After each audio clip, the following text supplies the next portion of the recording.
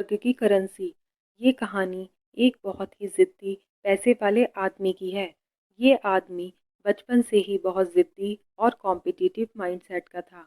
वो जब कोई भी चीज़ करने की ठान लेता तो उसके पीछे पड़ जाता और कभी भी हार नहीं मानता। इसी स्वभाव के चलते 50 की उम्र तक आते आते उसने कई कंपनियां खोल दी थीं और अब वह शहर का सबसे बड़ा उद्योगपति बन चुका था। उसकी कंपनी में हजारों लोग काम करते थे। ये उद्योगपति एक दिन अपनी गाड़ी में सफ़र कर रहा था। ड्राइवर ने उस दिन गाड़ी में कोई गाना बजाने के बजाय एक सत्संग चला दिया। उस सत्संग में कोई धार्मिक गुरु प्रवचन दे रहे थे। वह कह रहे थे कि आप चाहे जितने हाथ पैर मार लो, आप चाहे कोई भी उपाय कर लो, आप दुनिया में जैसे आए थे वैसे ही दुनिया से विदाई लोगे। गुरु ने इस बात को गहराई से समझाते हुए कहा कि आपने ज़िंदगी भर जो भी कमाया है या जिसके लिए आपने अपनी पूरी ज़िंदगी खपा दी है, चाहे वह घर हो, धन हो, शोहरत हो या और कुछ भी हो, वह अपने साथ कभी नहीं ले जा पाएंगे। अपने स्वभाव के अनुसार व्यापारी इस धर्मगुरु के बोलने को एक चुनौती की तरह स्वीकार कर लेता है। व्यापारी ठान लेता है कि वह इस धर्मगुरु के शब्दों को गलत साबित कर देगा। वह कुछ ऐसा करेगा कि वह अपना कमाया हुआ धन मरने के बाद भी अपने साथ लेकर जाएगा।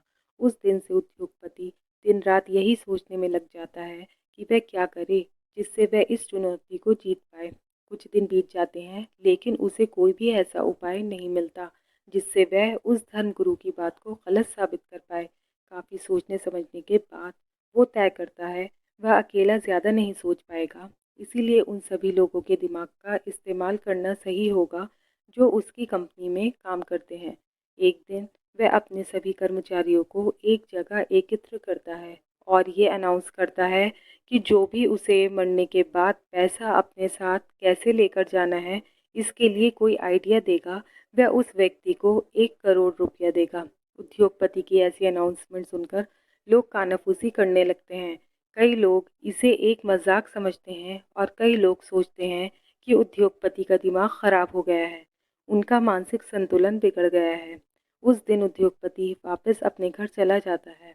1 हफ्ता बीत जाने पर भी जब कोई भी उसे कोई आइडिया देने के लिए नहीं आता, तो वह फिर से एक बार सभी को इकट्ठा करता है और इस बार आइडिया देने वाले को 5 करोड़ रुपए का वादा करता है।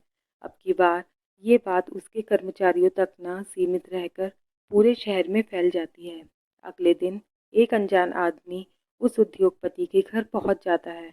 वह कहता है कि मैं आपको वही आइडिया देने वाला हूँ जो आप चाहते हैं, लेकिन इसके लिए मेरे कुछ सवालों के जवाब आपको देने होंगे।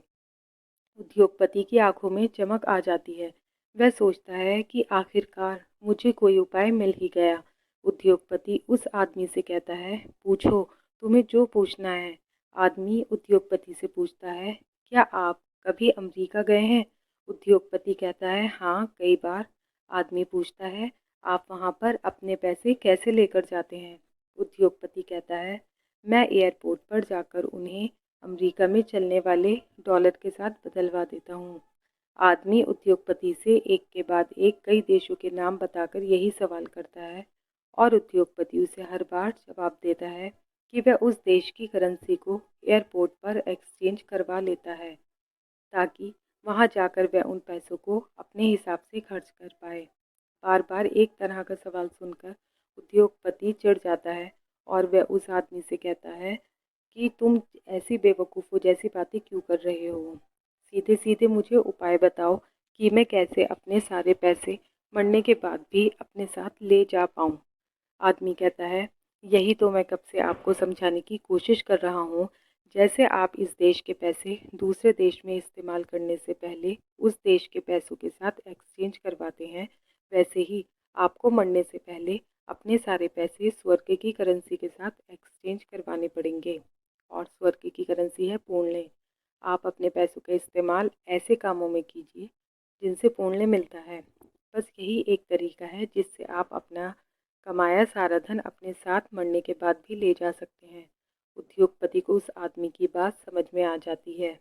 वह उसे उसके हिस्से का इनाम देता है और अपना बाकी का सारा जीवन दान धर्म और गरीब लोगों की सेवा में लगा देता है।